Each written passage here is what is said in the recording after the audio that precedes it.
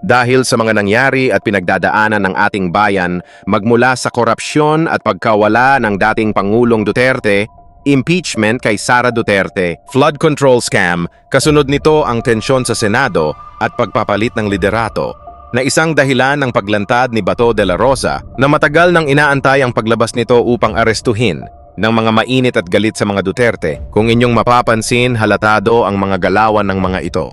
Ang magpalit ng Senate President at pagpigil nila sa taong ito, dito na nagsimula ang gulo na dito na nagpapakita ng mga senyales at dahilan ang mga politikong kaalyado ng administrasyon. Tila ba ayaw nilang mangyari ang mapalitan ang Senate President na umaayon sa kumpas ng pinakamataas na politiko ng administrasyon? Halos unti-unti nang lumalabas ang katotohanan, ang kinikilos ng mga ito sa paningin ng taong bayan ang mga hinala at pagdududa sa mga politikong ito na may kinalaman sila sa anomalyang ito, sa malimaletang pera ng bayan na isa sila sa nakinabang.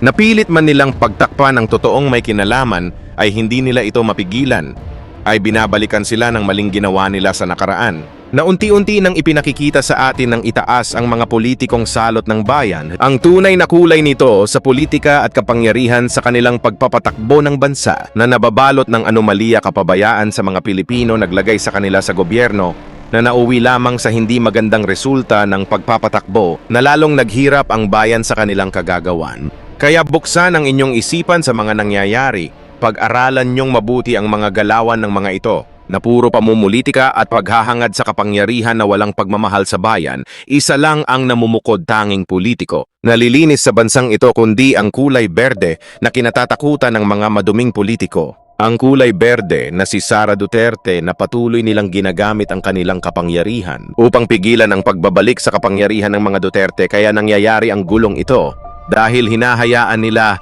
ang mga ganitong uri ng tao na wala namang kapangyarihan sa gobyerno, na ang tanging layunin lamang ng taong ito ay manggulo, hulihin at pigilan si Bato de la Rosa upang hindi makadagdag ng boto sa pagpapalit ng liderato na papabor sa taong bayan. Na sila ngayon ang tatamaan sa mali nilang ginawa sa nakaraan, eto panoorin nyo.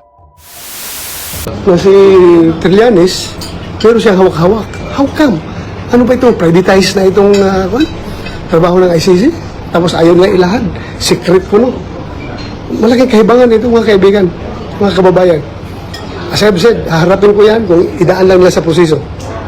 Kung mayroong totoong warrant of arrest, dalhin nila sa local court, ayusin nila, then uusapan natin at haharapin namin yan. Hindi yung dala ka ng papel na hindi klaro. Most likely spurious na warrant of arrest daldalan Trillanes kasi gusto niya madala ako doon sa dahig for rendition. Sino si Trillanes? Hindi siya Interpol, hindi siya ICC, hindi siya PCTC, private individual. Pero siya may hawak ng warrant of arrest na gusto i-implementar kasama ang mga NBI. So, ganito na bang ating gobyerno? Mga kaibigan, mga kababayan, napakasama po sa nangyari. Ako'y binoto ng 20 million na Pilipino para magtrabaho. Ngayon, pinipigilan lang kung pumasok sa Senado dahil ayaw nila na maagaw namin ang liderato ng Senado. Pero hindi sila naging successful sa pagharang sa akin dahil nakapasok ako talaga. Nagipagbunuan ako sa kanila. Makita niyo sa video. Nakipaghabulan ako sa kanila dahil gusto ko talaga pumasok dito. Naharang nila ako para hindi abot ng 13 yung boto namin. Wala kami majority para tuloy pa rin yung state of affairs ng ating bansa. Walang mangyayari sa problema sa korupsyon. Ngayon, na kami na ang may hawak ng majority sa Senado. Asahan po ninyo mga kababayan, everything will fall into its right places. Hindi naman tayo natin dito na personal, pero trabaho lang ito. Trabahoin natin. So yun lang sana. Sana masuportahan nyo kami dito dahil ibang usapan na ito. Sobra na. Sobra na mga kaibigan. Hindi na ito tama. Sana makakuha kami ng suporta galing sa inyo. Ako'y nakikiusap sa inyo, mga kaibigan, mga kababayan. If you love your country, you love the Philippines, please help us preserve the sovereignty of this country. At ang Senado na isang institusyon na nirespeto, na sa ngayon ay binabaliwala na nila, talagang hindi na sila nagrespeto sa Senado. na ilagay natin sa lusyon. Wala. Kawawa ang bansang Pilipinas. Matanda naman ako. Okay na ako. Pero kawawa yung ating mga anak, mga apo natin. Magkakaroon na ganito klaseng bansa. Magtutulungan po tayo mga kababayan. Ako yung umapila sa inyo.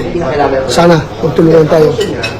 Suportahan niyo kami dito sa aming pagkikibaka. It's not all about me. Hindi lang ito kay Bato. Kundi para sa lahat ng Pilipino na ito. Hindi gustong yurakan yung ating soberanya. Kawawa ang Pilipinas. So yun lang po. Salamat sa pagkikinig sa akin. Andito kami at yung karamihan ng mga senador nagsiakyatan para bisitahin si Bato kung okay pa rin siya. Dahil kami nagtataka at nagdatingan yung mga opisyal na kada isa, kanina, hindi sumasagot sa amin, denied to death sila. Sabi nila lahat na talagang wala silang kinalaman. Nag-umpisa sa ating PNP, dumating si John Vic Remulla, wala rin siyang kinalaman. Ganon din ang NBI, Dedma rin. Lahat sila walang alam pero putukan, tuloy-tuloy. Ganon din, kinausap pa si Presidente Bongbong, si BBM.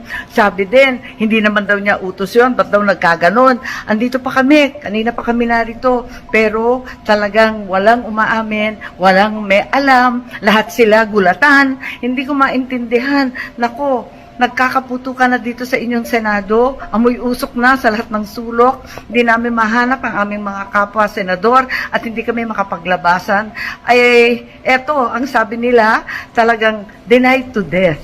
Pero, ang sabi ng NBI agents, inutusan daw sila personally and directly ni BBM, arrest Bato at all costs, kahit sino pa ang mamatay, kahit sino pa ang madali, basta pasukuin si Bato. Ngayon din.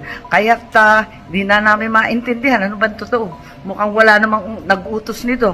Bakit nagkaroon ng Senate siege?